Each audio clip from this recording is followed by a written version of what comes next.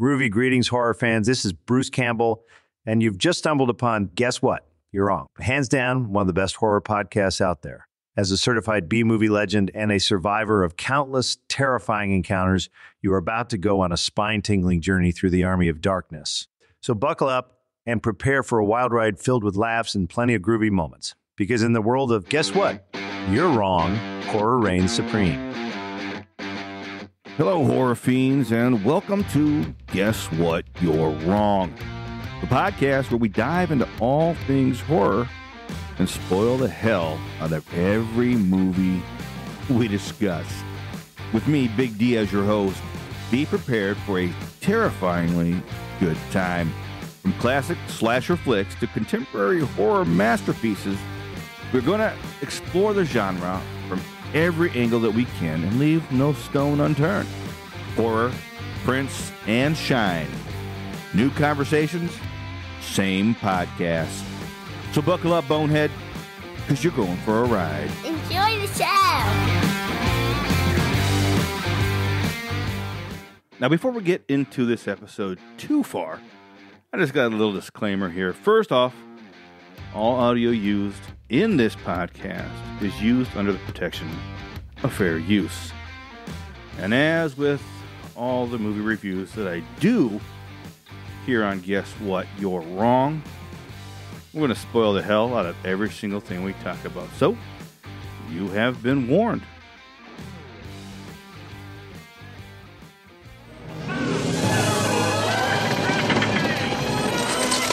In an age of darkness. May God have mercy upon your souls. Something's wrong. Something's amiss. And a time of evil. You shall die! When the world needed a hero. The swallow us all. I don't want to die! What it got was him. Groovy. You know your shoelace is untied. He's a 20th century guy. For that arrogance, I shall see you dead. Trapped in the Middle Ages. All right, you primitive screwheads, listen up. This is my boomstick. Now, let's talk about how I get back home. Foretold by a mystical book. Within its pages are passages that can send you back to your time. Forewarned by a wise man.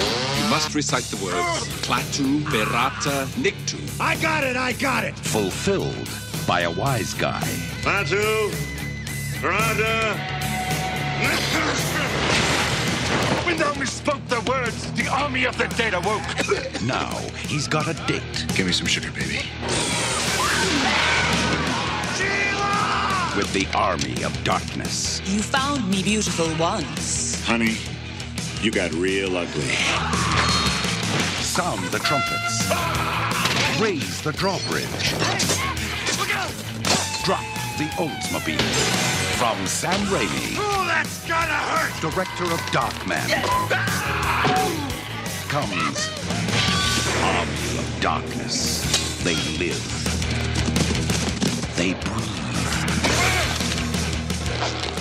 They suck. Army of Darkness. Hello, and welcome back to another chainsaw-wielding, Deadite slaying, and just downright groovy episode of Guess What?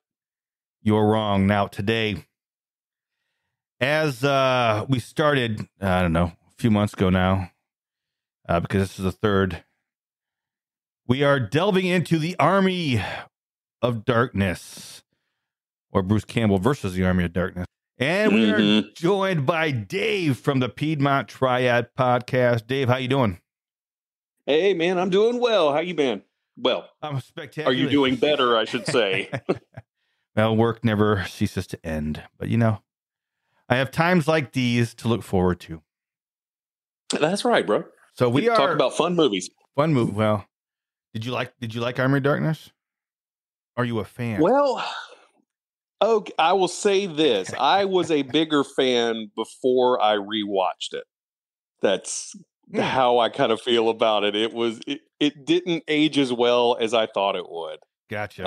I still enjoyed it, but it was still like, oh man, okay. Yeah, there's a lot.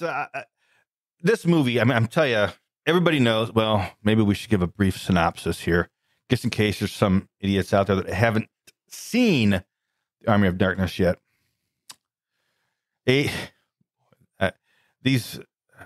Synopsis. A sardonic hardware store clerk is accidentally transported to 1300 AD, where he must retrieve the Necronomicon and battle an army of the dead so he can return home. Okay, I guess so. Yeah, pretty more or less. Yeah. Now, of course, with this movie does star Bruce Campbell as Ash. We have the wonderfully beautiful Beth Davids as Sheila. Mm-hmm. What do you think about Beth? Yeah, she's easy. Easy on the eyes? Yeah, very easy on the eyes. There was, I don't know what movie it was. Speaking about Beth Davids, years after this movie came out, there was another movie that she had done that I was watching. I only watched this movie because she was in it. And then she had a nude scene in it. And I was like, what? And I cannot, for the life of me, remember what movie that was. But I'll probably never remember either. That's back in the video store days, isn't it? Yeah, it was. Yeah. I remember doing what you were just talking about. You would go to the video store because you heard the rumor that there was an off chance that this one lady was in this one movie that may or may not show her boobs. And you're like, I'll invest $3 in that. Yeah. I will take the gamble. And this was Sheila. So I'm like, yeah, I got to get that. I got to check that out. I got to see. Yeah. But, and then, of course, we have Marcus Gilbert, the spectacular Lord Arthur. They couldn't come up with a more original name. Huh? Right. Along with Lancelot. I'm surprised they didn't fire that one in there, too. And, of course, we have Ian Abercrombie as the wise man, or Spinach Chin, as Bruce calls him. There's a big list here. And of course, this has to be Bridget Fonda's best movie of all time. Right. You think so? That is so weird, isn't it? They had, evidently, from what one of the commentators I was listening to, that she was a big fan of the Evil Dead 1 and 2. And she went to them to ask if she could be in it. Oh, that's cool. I didn't know that. Yeah, I figured you were going to have some trivia because you're usually pretty good about that, having these little trivia tidbits. And so, I was like, I'm not going to look it up. I'm going to let him surprise me. And we know that Ted Raimi's in this movie too. He plays 4 different characters in this movie. Okay, which other characters does he play? I know of at least 2. Yeah, he does the cowardly guy. He's okay. I don't want to die. I don't wish to run for the mountains. I don't want to die. And then he plays, he plays like a blacksmith guy that has like a patch over his eye. He also plays, of course, the guy at the clerk store at the end. Oh, I know that there's one more. I just can't remember, but I'll remember about it here in a minute. Gotcha. Yeah, I know. That seems to be his thing when he shows up in his brother's movies. Is it's like he can't just be one character. He's got to be several characters, and it seems to honestly be that way in almost every movie that Sam Raimi's in. It seems like Ted Raimi is at least 1 or 2 characters, no matter how highbrow or lowbrow they are. Okay, here it is. He played the cowardly warrior who doesn't want to die. The man who shouts, "You can count on my steel." The swordsman with the eye patch, and of course the S-Mart store clerk. So yeah. Okay, I didn't know he was the eye or the "you have my steel" guy. That's funny.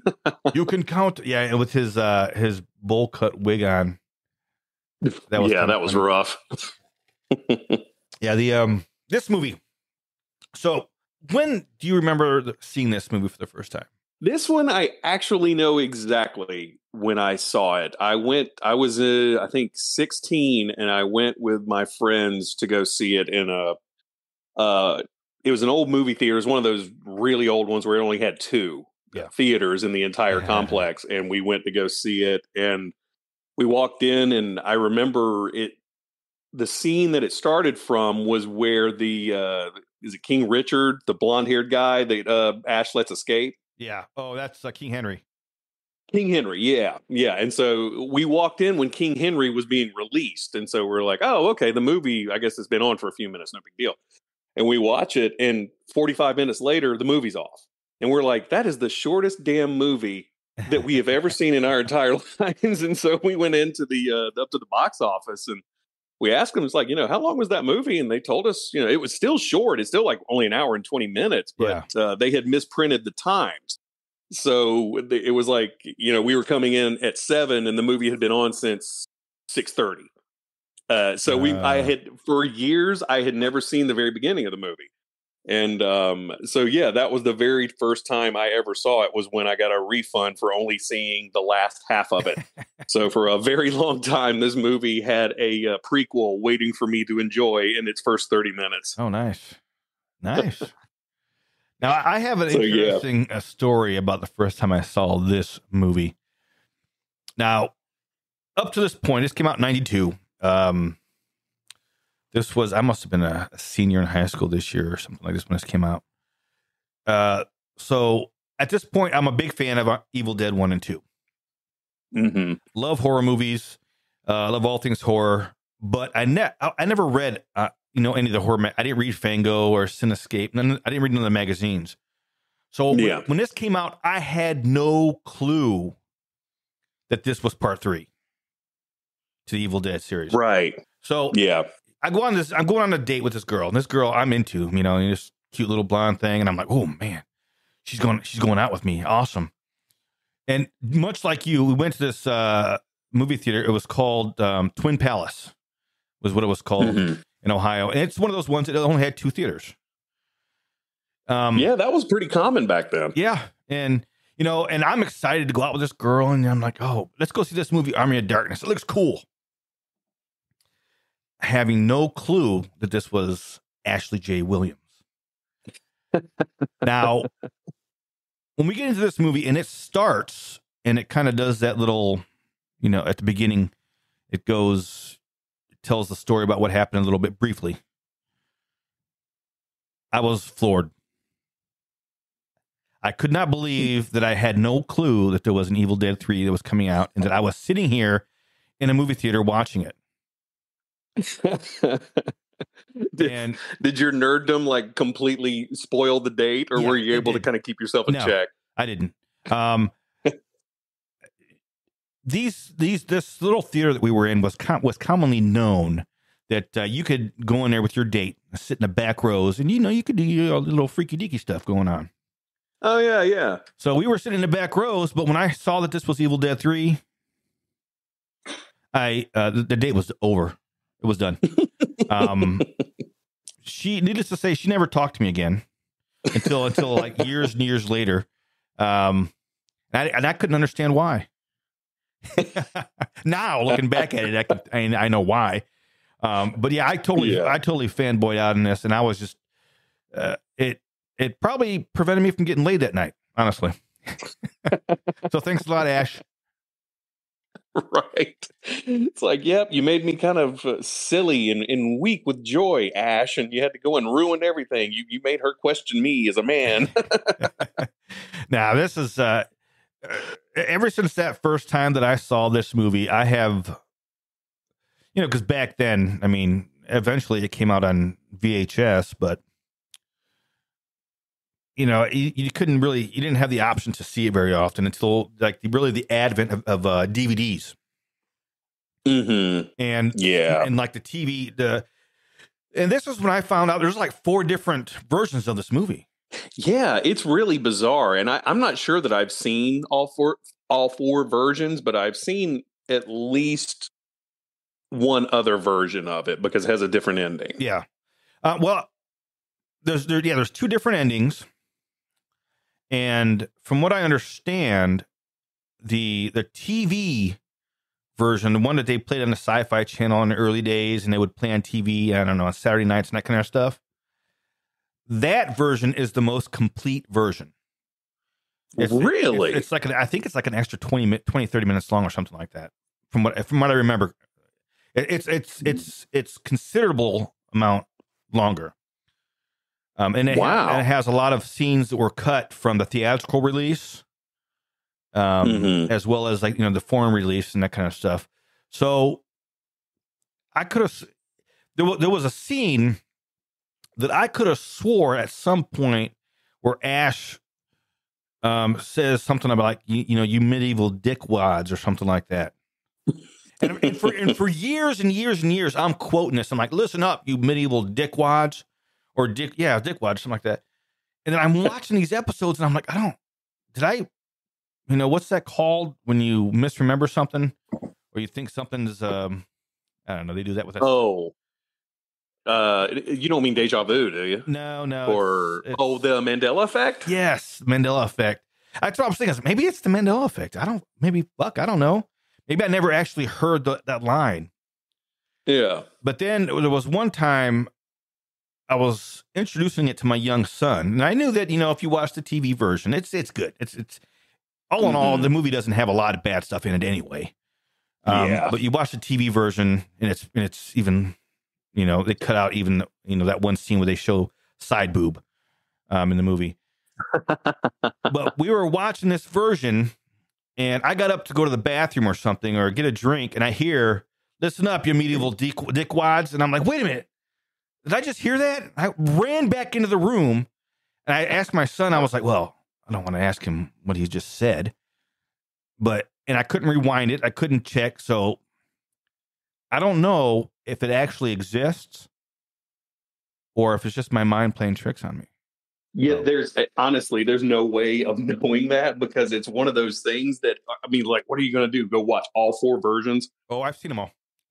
Oh, really? Okay. And you still haven't seen that scene? I've seen all the 4 versions, and that's the thing. It's like, I swear I remembered it, from the early days, and then I swear that one time, I swear I heard it.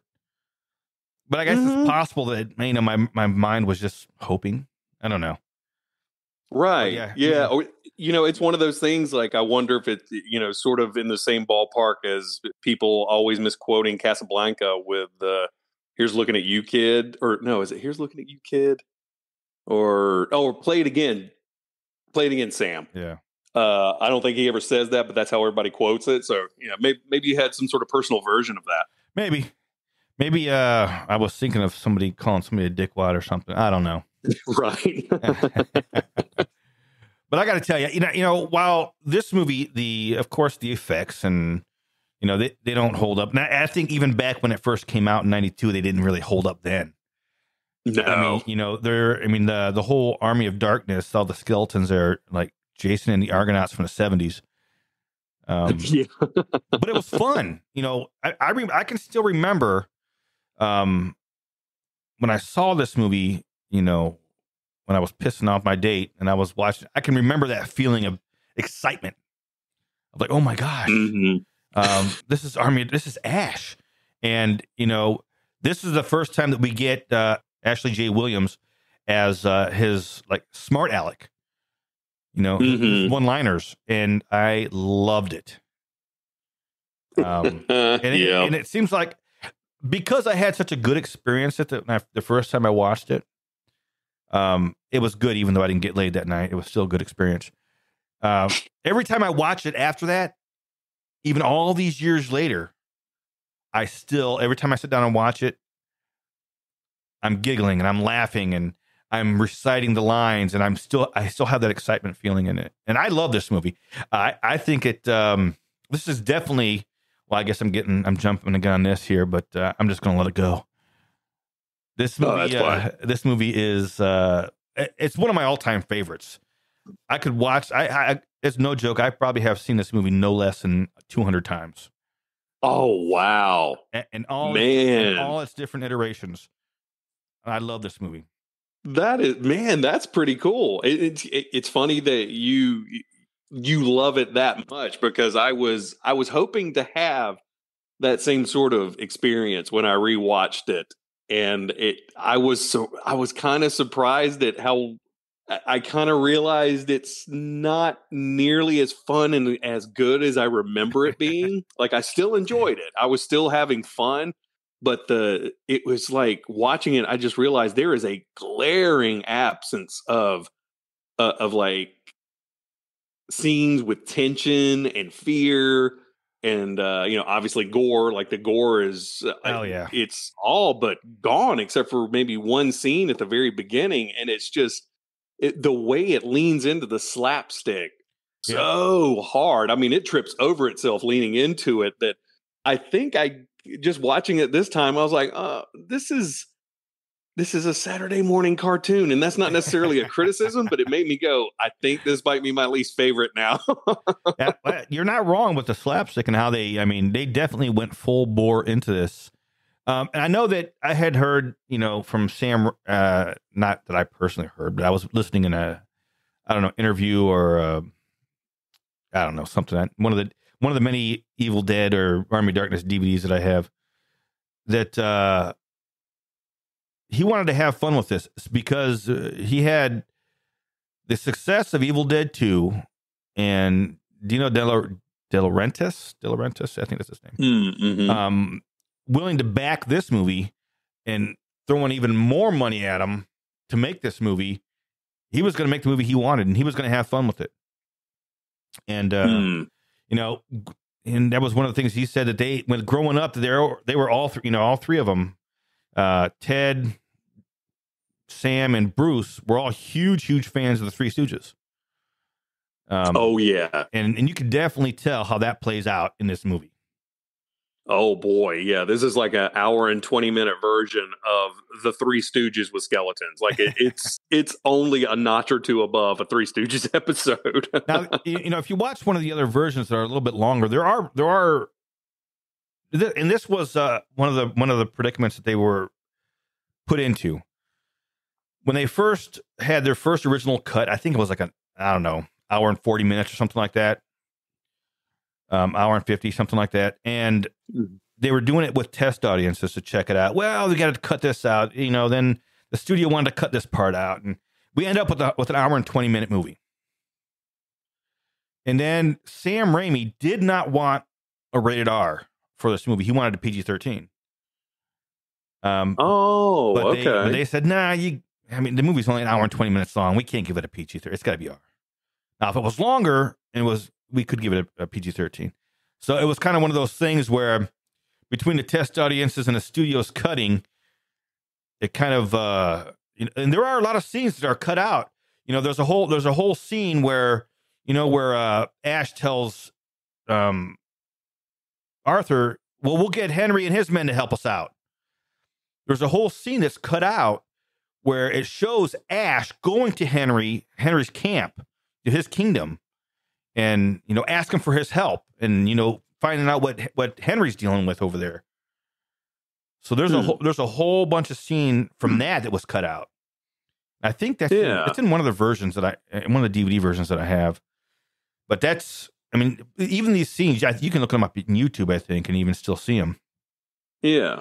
But wow, that's interesting that they had more dialogue. That this doesn't seem like the type of movie that would be like, yeah, we need more dialogue in here.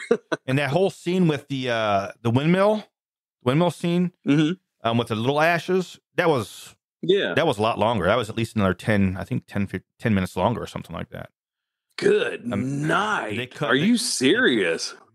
Maybe I'm stretching. I know it was a lot longer, but because there was a whole bunch of stuff, a bunch of more of the slapstick comedy going on, and stuff that he's seeing before he breaks the glass. And there's a whole scene where the mirror standing there.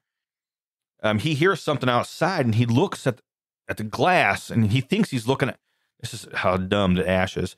He looks at the mirror, and he thinks that he's looking outside. And he sees something in his horse take off. So he runs, instead of running toward the door, which is like behind him, he runs toward the mirror and breaks the mirror. And that's when all the little ashes come out.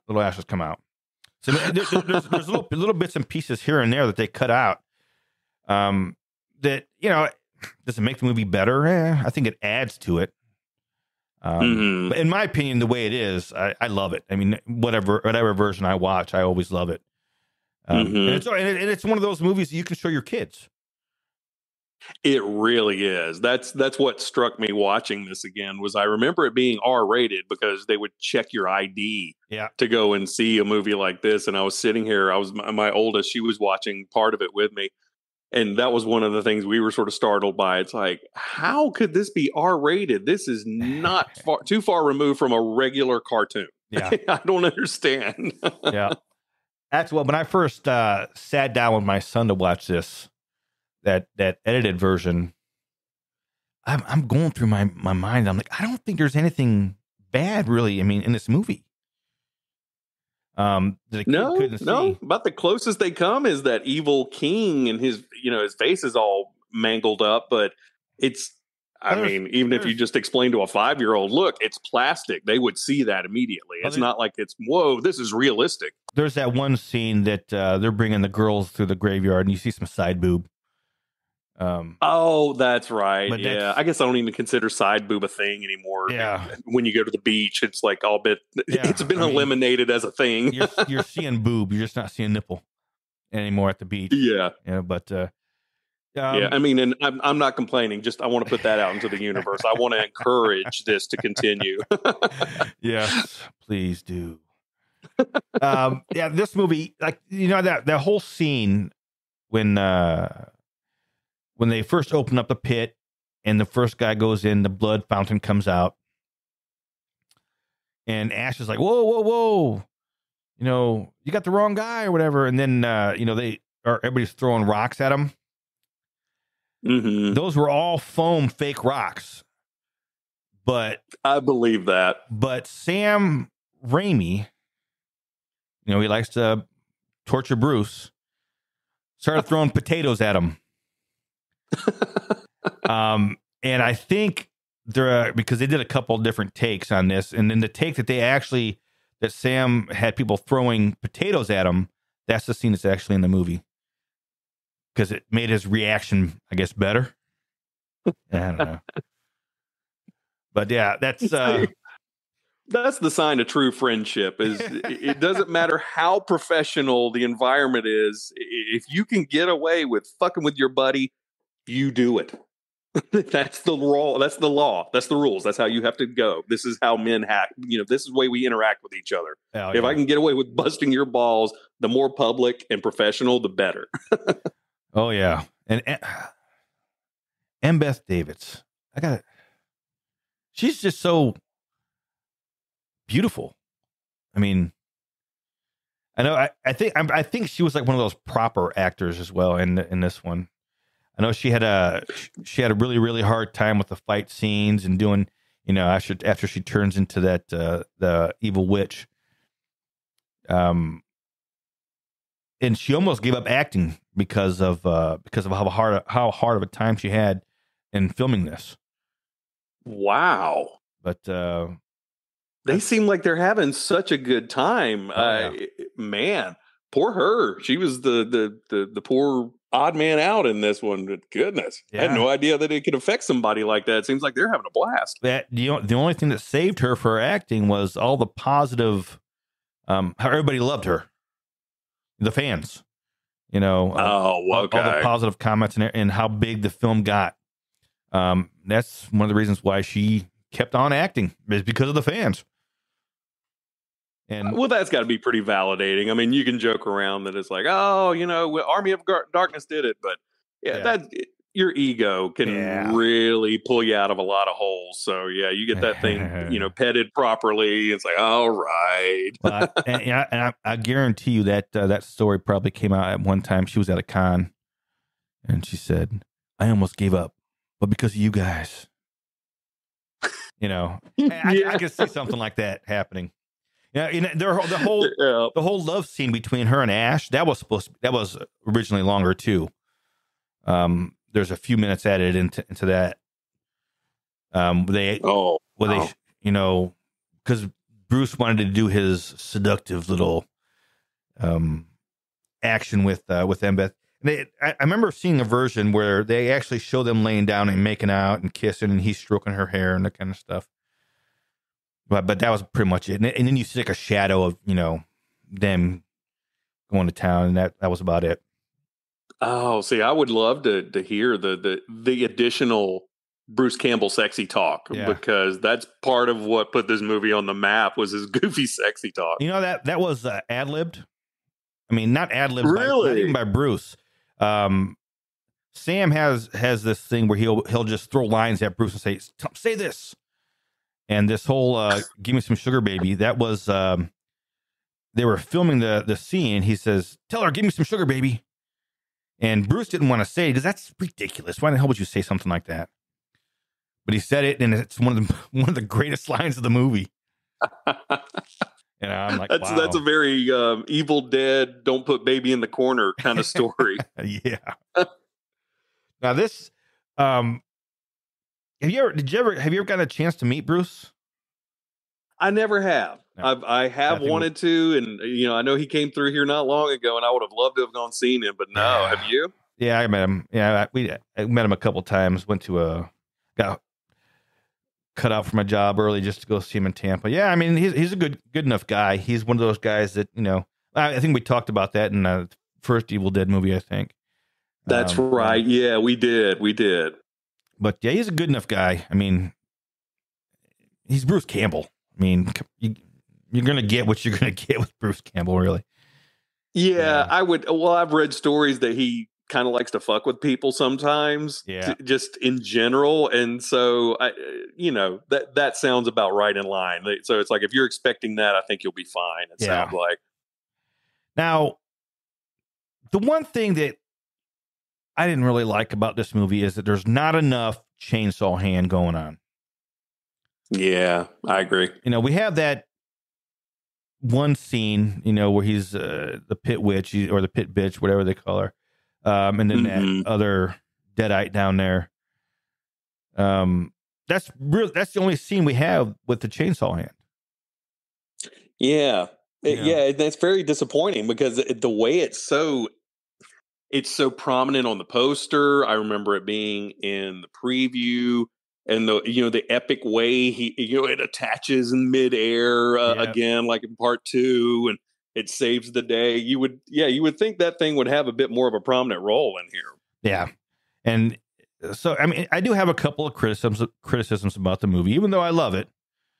The first being not enough chainsaw hand, and he immediately goes, much like I think in Ash vs. Evil Dead, they kind of sparse it out a little bit more. He uses a chainsaw and he uses his hand quite a bit. Mm-hmm. But when he goes and makes that hand from the knight's knight armor, I thought that was totally unbelievable, but awesome nonetheless.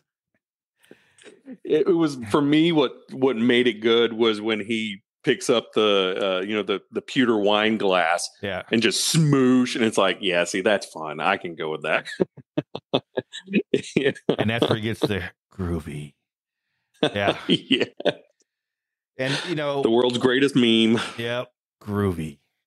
And the other criticism I have is the lack of Deadites, really. I mean, we only have a couple Deadites. Even the army of the dead, the army of darkness, they're skeletons. So they're not Deadites. Yeah. Yeah. Well, we have Evil Ash. We have Sheila. We have the witch, where that's bubbling the cauldron at the beginning, toward the beginning. And the two in the pit. So we really, and then I guess there's one at the end. So we have, 6 Deadites total. But, well, I guess 6 is it's pretty standard for an Evil Dead movie, really.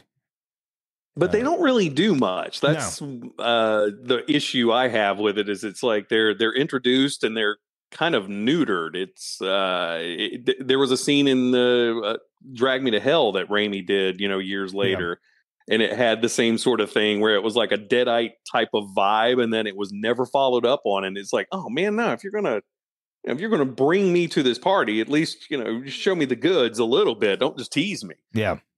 Well, there was also the winged Deadite. I'm just going through in my head. There's not really, but like you said, they don't really do much. He has a nice battle with the ones in the pit. The witch that's got the bubbling cauldron. You shall never obtain the Necronomicon. That was cool because that shows. I like that whole scene. Because it really shows Bruce Campbell's swagger at this point. Yeah, like he's gotten used to this. Like he's the whole thing. It's a trick. Yeah, it's like I've seen this before. This is experience, Ash. Yeah, and it's a trick. Get an axe, and then it comes up, and then the whole fight scene, and then of course you have all the bloopers in this whole scene here. Where she's holding up the cauldron, he shoots it, but then she picks it up again and swings it and hits somebody in the head, and it's full of bubbling liquid again.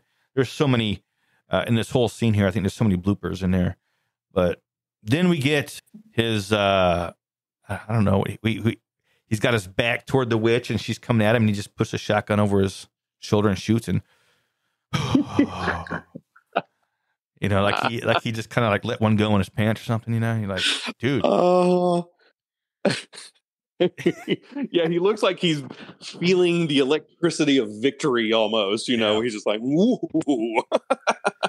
Yeah, and it's right after this where he makes that hand that I'm not a huge fan of the hand. Right, I know, that's funny because I got a kick out of it, but I understand your argument, and I like it, and I understand the need for something like this, especially in this type of movie, in the situation that he's going to be in. But I just like the chainsaw hand better. Mm-hmm. I do too, infinitely. Especially when he's got it on here and he does one of these poses, where he's like And where in the hell did Bruce Campbell Ash learn how to fight like this? Right. Because we go from part 2, where he's barely getting along. He's killing Deadites good enough, and he's doing what he has to do, but he's barely getting along until we get to Army of Darkness. I guess maybe he had to go back to 1300 BC because he is ass kicking. Yeah. I'm like, wow. Maybe there was some weird sort of Groundhog Day experience he went through where he had to do it over and over again and just got skills. That's what it kind of feels like. And the whole scene, especially where he's training the soldiers, and he's like, ooh, ah, oh, oh. Like, yeah. This is, and when you see that, it's going to come into play later on. Oh yeah, yeah. It's like this is going to be so much fun when they decide to bring it back and show you again. Yeah. Oh yeah, and again, where did he learn spear fighting? Yeah, I know. Enough to train a militia. A military army, knights. Knights. Yeah. It's one of those things where I guess you file it away into the Department of Suspension of Belief or something like that. You're just like, okay, yeah, just go in and have fun with it. And this is one of the things that I have been thinking about, which I don't know, I haven't read anything online about this or anywhere, but the Necronomicons from like part 1 and 2, they look similar. They're different, but they look a little bit similar. But the Necronomicons from those 2 to these ones are completely different.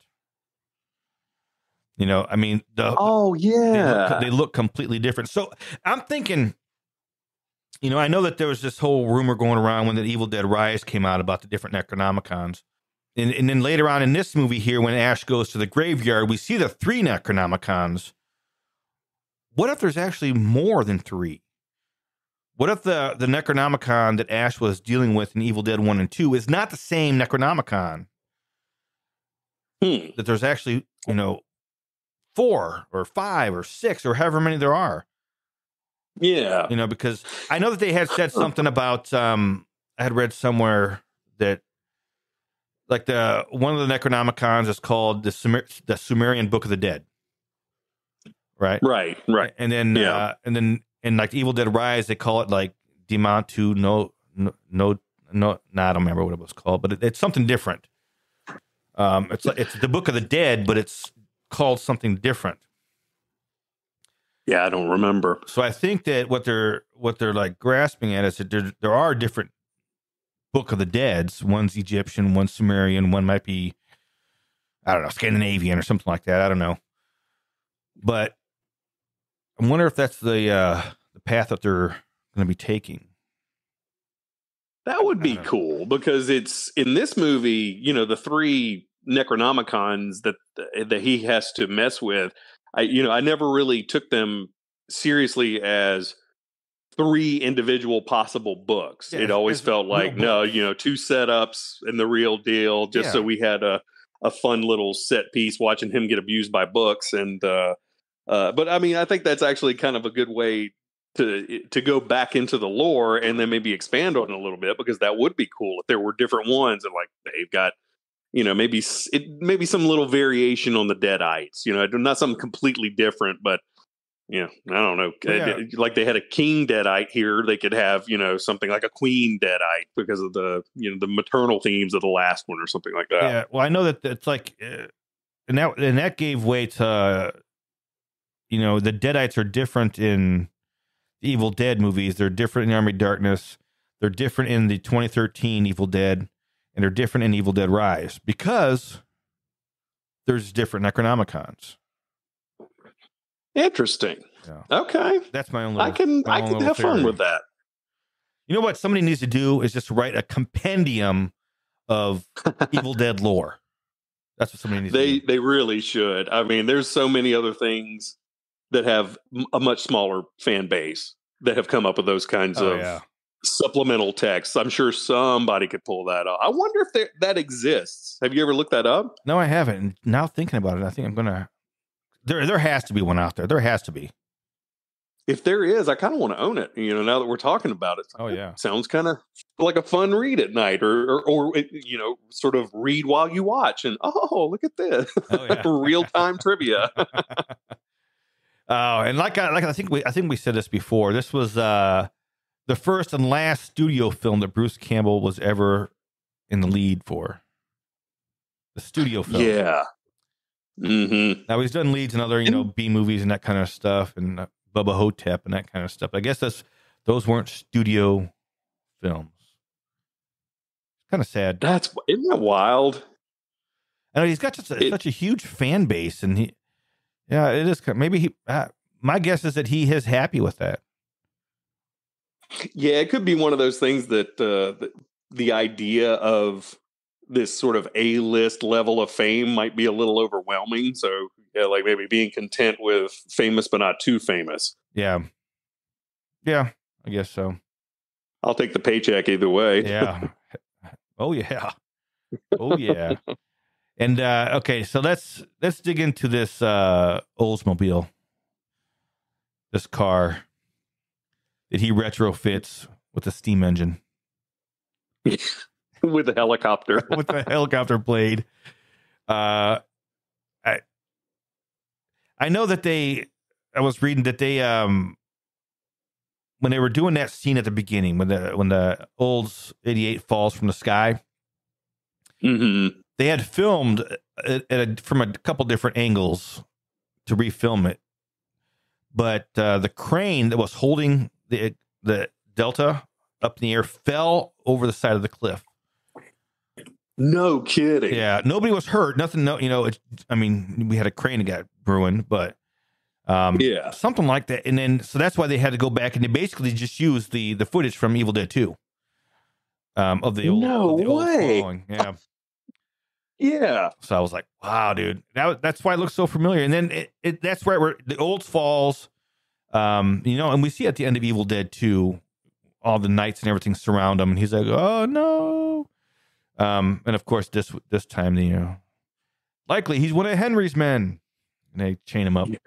But the Olds, we see they drag the Olds into the gates and push it away and we don't really see the Olds until later on when they're getting ready to battle the Deadites, the army of the dead. And he opens up the trunk, and we see that first, that Fangoria. I mean, that's right out in the open right there. Yeah. I think there's a 2-liter soda or something back there.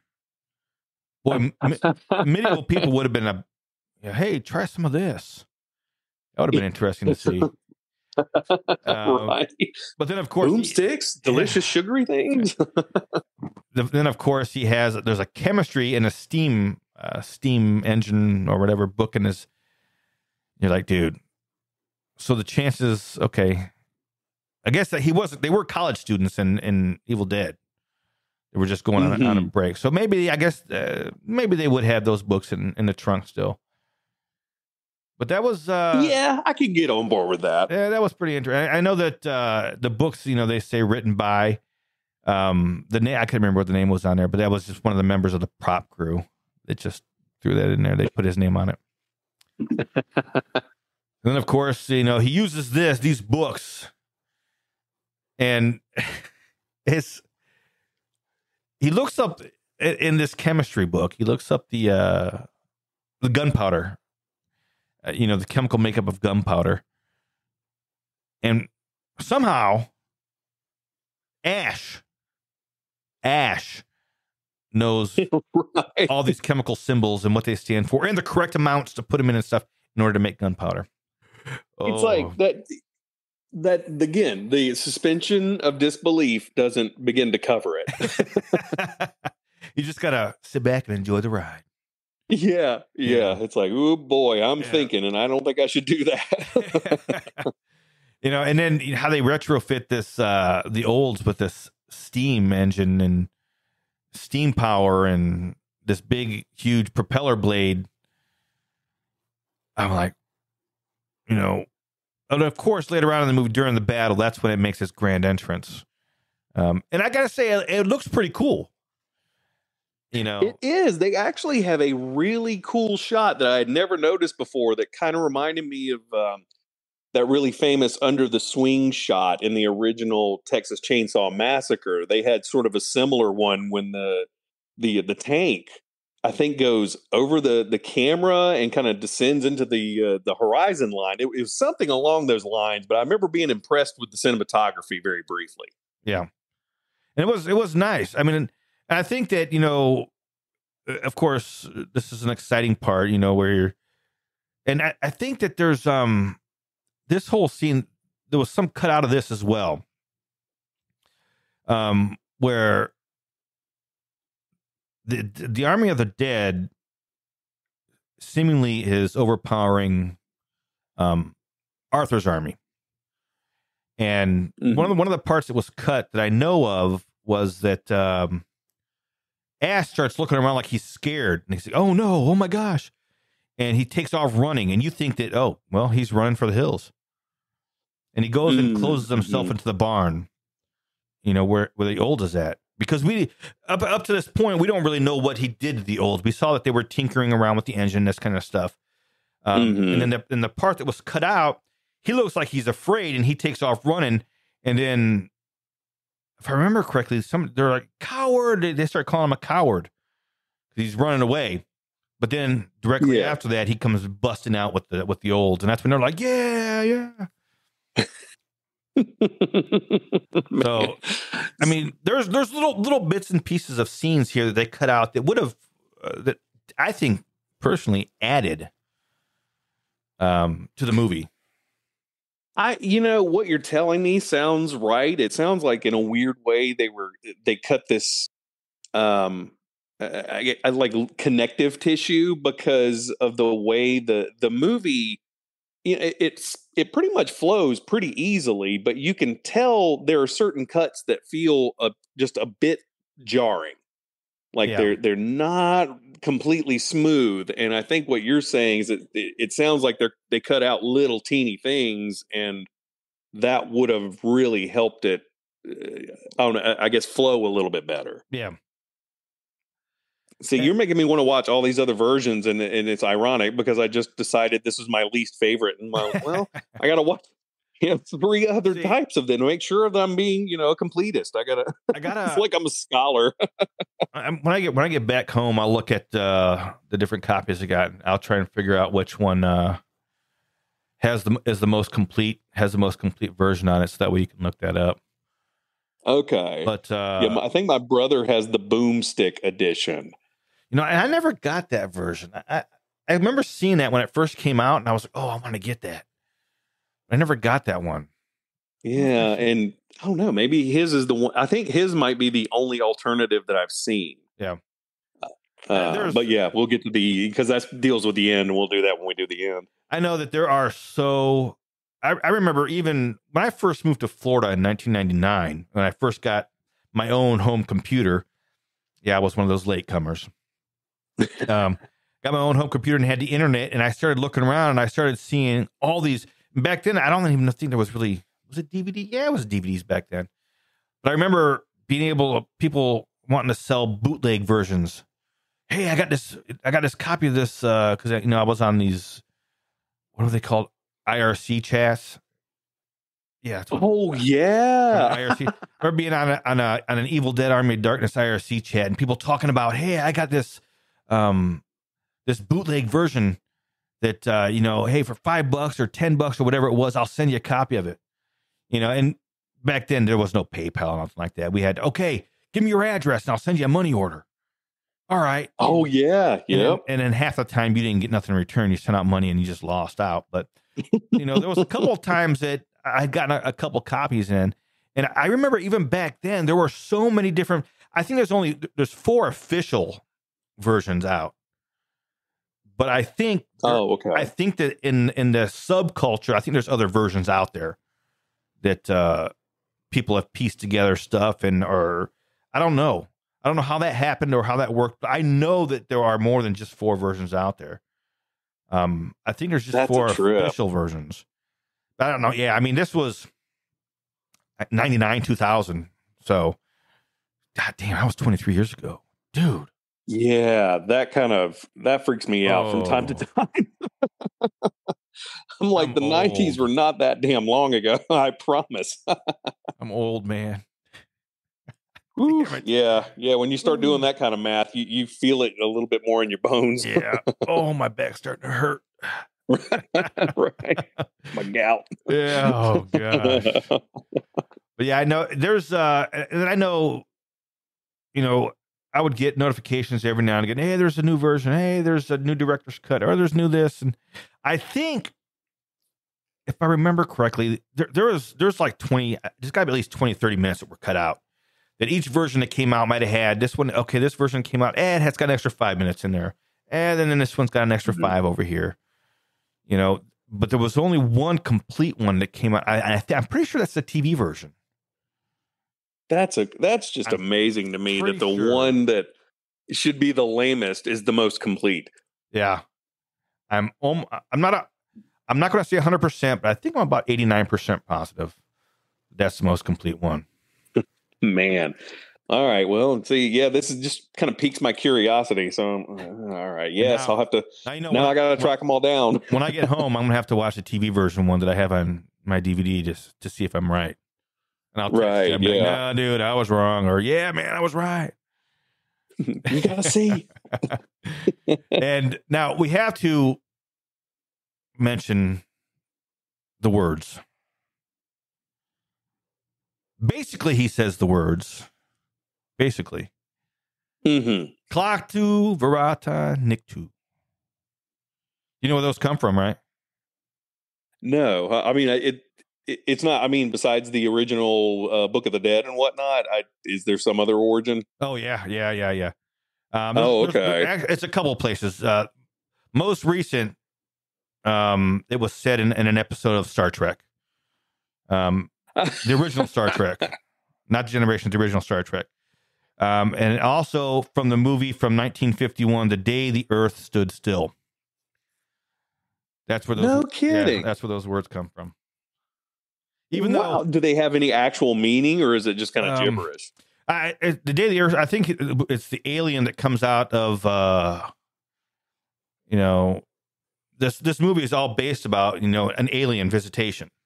This big spaceship lands in Washington D.C.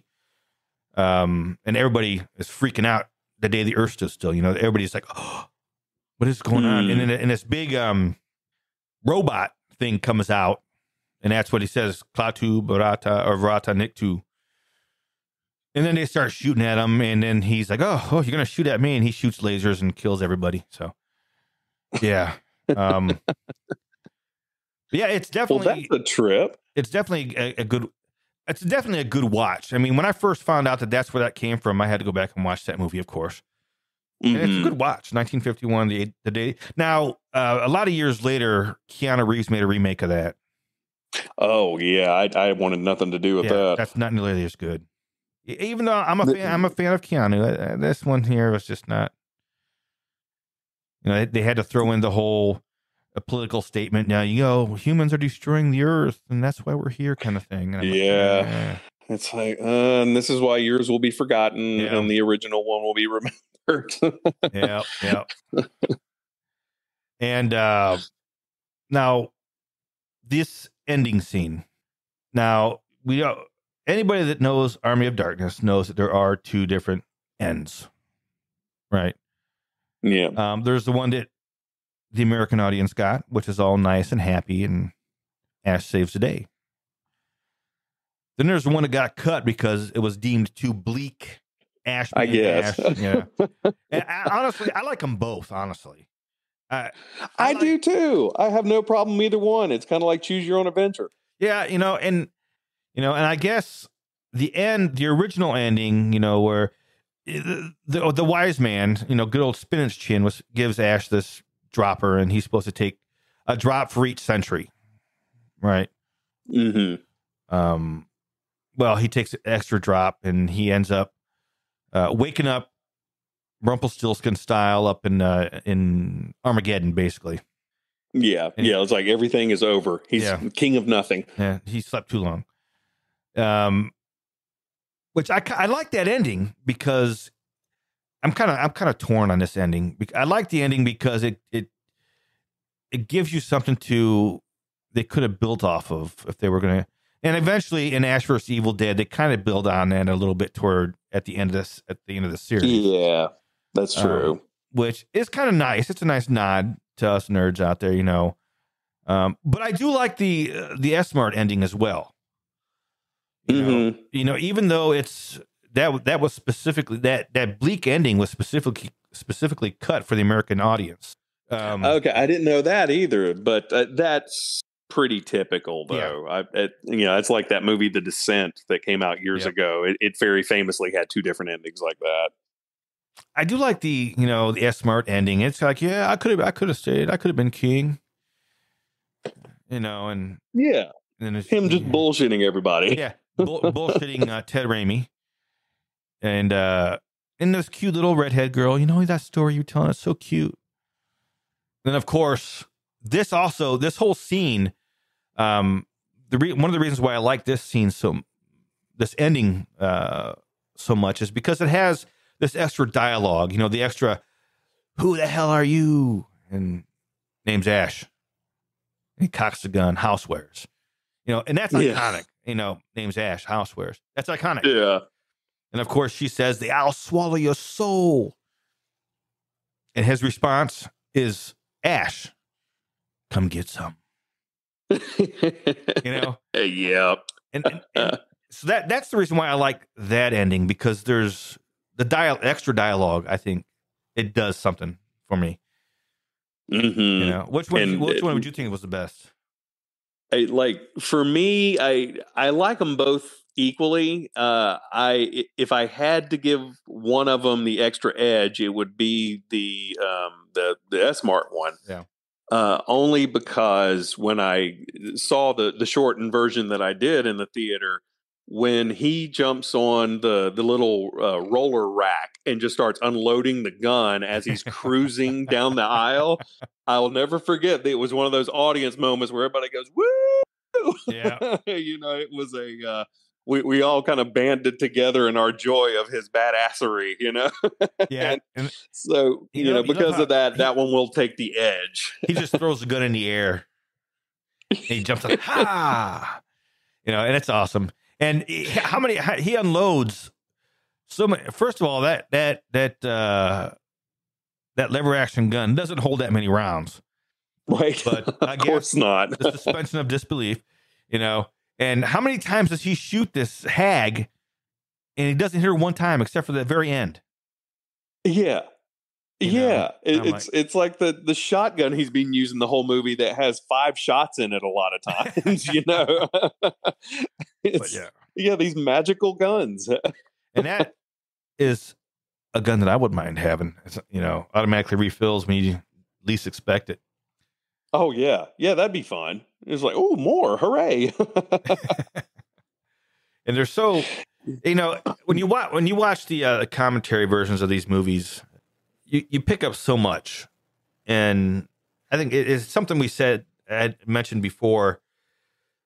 I love watching commentary versions of it, but it really aggravates me because they talk over the movie.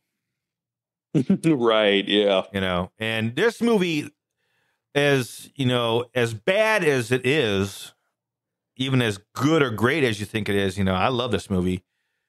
The dialogue is what makes it. Yeah. If you can't hear the interactions with bad Ash and good Ash, it makes no sense. And if that's not there, if you don't have Bruce Campbell's one-liners, if you don't have, Embeth David's her lines where she says, I thought you were one of Henry's men. I privy thee to forgive me. If you don't have those lines in there, you're just kind of like, just kind of a shitty movie. Yeah. But all this dialogue makes the movie, in my opinion. Yeah, because it's so out of place, but somehow it still works. Yeah. And I think it's just because of the sort of unbridled zany tone of the movie, it's like it feels equally perfect to speak, a variation of medieval English and 60s love song lyrics as seduction, with "Give Me Some Sugar, Baby." It's like they both feel like they're not out of place, like they should be here together for some odd reason, and that's surprisingly hard to believe they pulled that off. Yeah, they did, and they had even when they started Ash vs. Evil Dead, they had plans on going back and doing an Army of Darkness Part 2.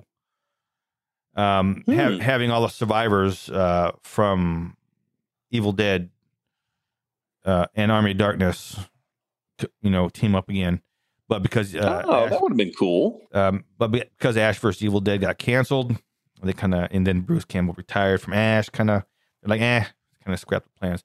I don't know that they were plans. They were just kind of like, hey, you know what?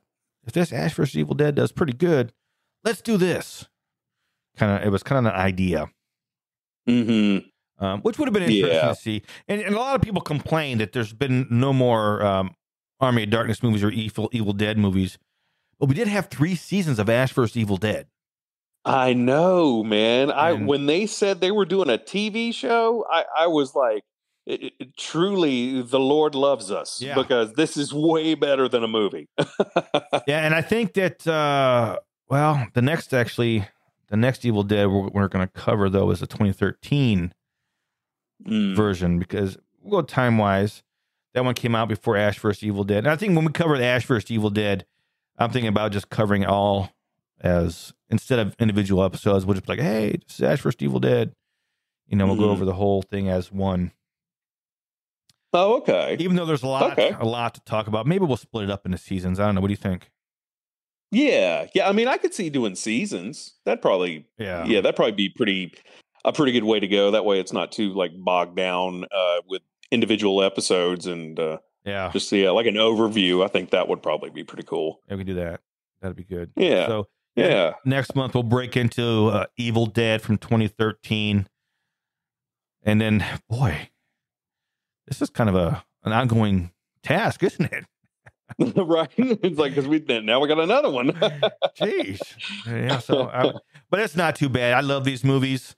And even the 2013 version, which we'll be discussing next month, it has a special place in my heart for a couple of reasons. But we'll go into that next time.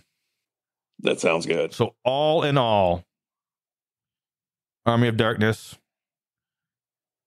holds up for me, in my opinion. Mm-hmm. Yeah. And I may watch it again tonight. Yeah. Say what? I may watch it again tonight. I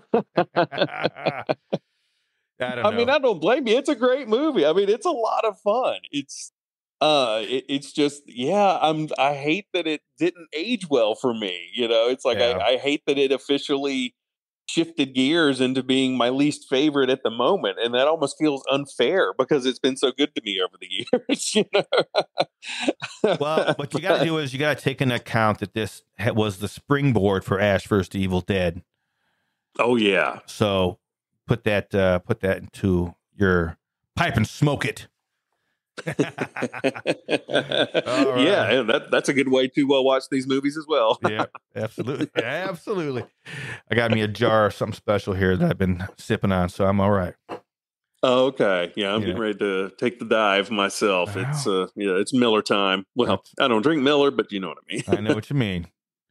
Well, Dave, once again, I thank you so much for joining me over here on Guess What, You're Wrong.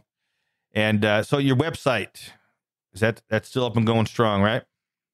Yes, sir. Yeah, probably in the next few weeks, I'll be posting about 3 or 4 new episodes on the Piedmont Triad podcast.com. And that's where we talk about stuff that's, around the Piedmont Triad area of North Carolina. So, now if you are living there, if you're near there, you can check it out. Now you were telling me you have a special episode coming up. Is that right? Yes, actually, that's right. Yeah, we do. Is that kind of like a top secret, or is it something you can spill? Well, I'm trying to think. I mean, I think it should be okay. I don't think she'll mind me saying this. So, I think it's probably fine to say. But yeah, I'm going to be talking to Beth Ray Webb, who is the daughter of the old rock guitarist Link Ray. Link Ray was the guy who's basically, he kind of invented the modern sound of distorted power chords and rock and roll. And he had a song called Rumble that is it's one of these songs. It's just straight music, but it's one of those songs everyone knows, and yet at the same time you couldn't tell anybody what it was. Like, I don't know the name of it, blah blah blah. So yeah, I got very familiar with this when I was doing some light reading into the history of rock, and then come to find out that she lives in Virginia, not far from us. And nice. I got in touch with her, and it just so happens that I'll be doing an interview with her in about 2 weeks, but just so happens that she's going to the Rock Hall because her dad, Link Ray, is being inducted into the Rock Hall this year. And awesome. So when she gets back, she's going to have a chat with me. So I'm actually very nervous about this one. This is about the most nervous I've been in a while. Talking to rock royalty that's something else. I'm very excited. Well, I'm looking forward to it, buddy. Yeah, man. I'll let you know how it goes, and I'll try not to drink too much to keep my nerves at bay while I'm talking to her. Just enough. You got to have that even balance. It's hard to find, but maybe you'll find it. Oh yeah, it'll be okay. I just have to I'll have to just walk through a little bit of fear, and then I'll let my instincts take over. Awesome. Well, like I said, Dave, thank you once again for joining me on this perilous journey through medieval 1300s England. Yeah, man. Thanks for having me along for the ride. I'm enjoying doing this epic rewatch. It's a lot of fun. So fun. Yeah, it is spectacular. Everybody out there, sweet dreams, love, peace, and chicken grease. And that's gonna do it for the day. Thanks for hanging out with me and letting me bend your ear for a while. Ain't no time for bad shine. And until next time, don't forget,